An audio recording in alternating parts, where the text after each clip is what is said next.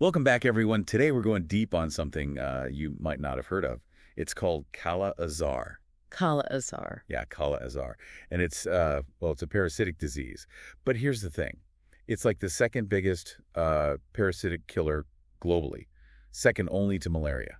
Wow, that's pretty serious. I've honestly never even heard of it. Right. That's the crazy part. It's classified as one of those neglected tropical diseases. Oh, I see. So it doesn't get the attention it deserves. Exactly. So that's kind of what we're doing here today, trying to understand what makes it so dangerous, how it spreads. And I bet diagnosing and treating it is a whole other challenge, huh? You got it. So let's start with the basics. Yeah. What exactly is Kala-Azar? Well, the name Kala-Azar is actually another name for visceral leishmaniasis. Visceral leishmaniasis. Yeah, it's a mouthful. But basically, it's a parasitic disease, and it's spread through the bite of infected female sandflies. Sandflies. Like those tiny flies that swarm around at dusk. Yeah, those are the ones. And the parasite that causes the disease, it's called leishmaniasis. And you said it attacks the immune system. Uh-huh. That's what makes it so deadly. It basically weakens your body's defenses, leaving you vulnerable to all sorts of other infections. So if left untreated, It's almost always fatal. that's pretty terrifying. It is.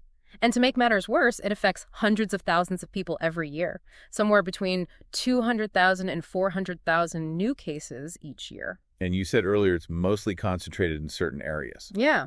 About 90% of the cases occur in just a handful of countries. We're talking India, Bangladesh, Nepal, Sudan, and Brazil. Wow, so this is hitting some of the world's most vulnerable populations. Exactly. So we've talked about what it is and where it's most prevalent, but how does it actually spread? Like you said, it's through sandflies, but how do they even become carriers? So a sandfly becomes infected when it feeds on an infected animal, or even a human. And then when that infected sandfly bites another person, it transmits the parasite. And that's it. That one bite is all it takes. Well, it's not quite that simple. The disease has like a delayed onset. It can take months for it to develop into the severe form, the Kala-Azar we've been talking about. So there's this period where you might not even know you're infected. Right, and that's one of the challenges with diagnosis and treatment. So walk me through it. What happens after that initial bite? What should people be looking out for? So at first you might see some skin sores or ulcers at the bite site. Kind of like a mosquito bite. Yeah, it can look similar, but if it's left untreated, the parasite starts to spread throughout the body. Eventually, it makes its way to the internal organs, the spleen, the liver, even the bone marrow. That's when it progresses to Kala-Azar. Okay, so how long does that take? From bite to full-blown Kala-Azar. It can vary, but usually it's somewhere between 2 to 8 months. So you could go months without realizing something is seriously wrong. That's the danger. And to make matters worse, the symptoms of Kala-Azar are pretty general. What do you mean? Well, it can cause things like fever, weakness, weight loss, an enlarged spleen or liver. These are all symptoms that could be caused by a lot of different things. So it's not easy to diagnose. Not at all. And in areas with limited access to health care, it can be even harder. I imagine confirming a diagnosis is tricky too. Yeah, you're right. The most reliable tests for Kala-Azar are pretty invasive. They often involve taking tissue samples, like from the spleen or the bone marrow. Ouch. And then you need a lab to analyze those samples. Exactly. And in many of the regions where Kala-Azar is most common, those lab facilities just aren't readily available. So what other options are there? What about those rapid diagnostic tests, like the dipstick test I've read about? Dipstick tests, yeah, those are quicker and easier to use, but there's a catch. What's that? They can't differentiate between someone who's actually got the disease and someone who's just been exposed to the parasite and developed immunity. Oh, I see. So you could get a false positive. Exactly.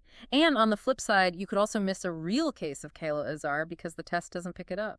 Wow, that makes things really complicated. It does. And to add another layer of complexity, these dipstick tests aren't very reliable for monitoring treatment either. So they can't tell you if the treatment's working Yeah. or if someone's been reinfected. Right. So there's definitely room for improvement when it comes to diagnostics. So let's say you do get a confirmed diagnosis. What happens next? How is Kala-Azar treated? Well, there are a few different treatment options, but the first-line treatment is usually a drug called pentavalent antimonials. Pentavalent antimonial. Yeah.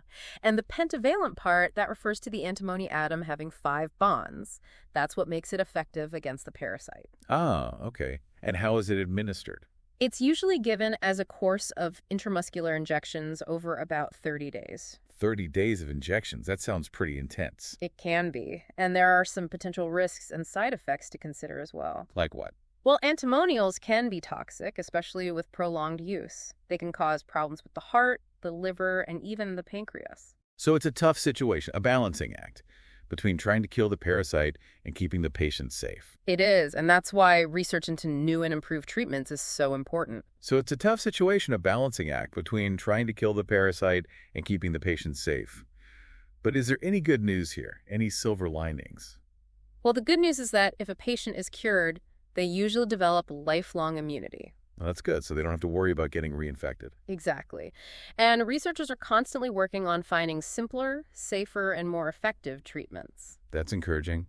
What are some of the things they're working on? Well, one really promising area is the development of oral drugs. Imagine that, a pill instead of those daily injections. That would be amazing, especially for people in those remote areas where getting to a clinic for daily injections might be a huge challenge. Absolutely. And researchers are also looking at drug combinations, trying to find ways to shorten the treatment duration and reduce the side effects. So there's definitely hope on the horizon. Oh, absolutely. You know, it's striking how this disease seems to disproportionately affect those who are already struggling. We're talking about regions with limited resources, poverty, often inadequate healthcare infrastructure. You've hit the nail on the head. Kala-Azar thrives in poverty. It's not just a health crisis, it's a societal crisis. Yeah, when people are sick, they can't work, their families lose income. Exactly, and it creates this vicious cycle that's really hard to break. And I'm sure climate change isn't helping the situation either. I mean, warmer temperatures, changing rainfall patterns, that must be creating ideal conditions for sandflies to spread, right? There's definitely concern about that. Some studies are showing that with rising temperatures, sandflies are able to survive in areas that were previously too cold for them. So their range is expanding. Right. And then changes in rainfall patterns, well, that can create new breeding sites, allowing their populations to explode. So it's like we're dealing with this perfect storm, a disease that thrives in poverty, exacerbated by climate change. And then you add in those diagnostic and treatment hurdles. Given all of this, what are the most promising ways to fight back? Where should we be focusing our efforts? Well, research is absolutely key. We need better diagnostic tools, more effective, and less toxic treatments. And ideally, a vaccine to prevent infection in the first place. A vaccine, that would be incredible. But in the meantime, what can we do right now to make a difference? Early diagnosis and treatment are essential. We need to make sure healthcare workers in endemic areas are trained to recognize the symptoms of Kala-Azar so they can provide timely treatment. And of course, ensuring access to those treatments is vital. So it's about building capacity within the healthcare systems of these affected regions. Exactly. But it goes beyond healthcare professionals. We need to educate communities about Kala-Azar. People need to know how to protect themselves from sandfly bites, how to recognize the early signs of the disease, and where to seek treatment. Knowledge is power, and in this case, it can be life-saving. It's about empowering communities to protect themselves. Yes. And of course, organizations like Doctors Without Borders are doing amazing work on the ground, providing treatment, advocating for change. Absolutely. Their work is invaluable. They're not just saving lives, they're gathering crucial data, conducting research, and raising awareness. It's truly inspiring to see their dedication. But what about for individuals, beyond supporting organizations like Doctors Without Borders? What can we do to help? Honestly, spreading awareness is a huge help. Talk to your friends and family about Kala-Azar, share information online, and support those organizations that are working to fight this disease. Even the smallest actions can make a difference. So it's about using our voices and our resources to shine a light on this silent killer. You got it. The more people who know about Kala-Azar, the better chance we have of pushing for change, for more funding, for more research, and ultimately for a world without this devastating disease. Speaking of research, are there any particularly interesting, innovative approaches being explored right now? Anything that's giving you hope for the future? Oh, there are. There's some really cool stuff happening. One area that I find particularly fascinating is the use of artificial intelligence, AI. For diagnosis. AI for diagnosis. That sounds super futuristic. What, like you just take a picture of someone and the computer tells you if they have Kala-Azar? You're not far off. Yeah. Researchers are actually training AI algorithms to recognize those subtle patterns in skin lesions that are characteristic of the disease. So like facial recognition, but for parasites. Exactly. And the best part is that it could be used in even the most remote areas. All you'd need is a smartphone and an internet connection. Wow, bringing cutting-edge tech to the places that need it most. Are there any other big technological innovations in the works? Oh yeah, there's another thing that's got people talking. They're developing portable point-of-care diagnostic tools. What does that even mean? Basically, think of a handheld device that can test for Kala-Azar right there in the field. No more invasive procedures, no need for those big centralized labs that are so hard to reach. So you could get a diagnosis right in your village. That would be revolutionary. Totally. It could completely change how we diagnose and manage Kala-Azar, especially in resource-limited settings. It's all about getting those tools and resources directly to the people who need them. Amazing. Yeah. This has been such an eye-opening deep dive for me. I have to admit, I didn't know much about Kala-Azar before we started. I hear that a lot. It really is a neglected disease. It's clear that it's a serious global health threat and that it deserves way more attention than it's getting. Couldn't agree more. It might be a silent killer, but it doesn't have to stay silent. Right. And our listeners now know so much more about it. So for everyone listening out there, what's the one key message you want them to take away? Knowledge is power. Simple as that. The more we understand about neglected diseases like Kala-Azar, the better equipped we are to make a difference. So talk to your friends and family, share what you've learned online, support the organizations that are on the front lines. Every action, no matter how small, makes a difference. Couldn't have said it better myself.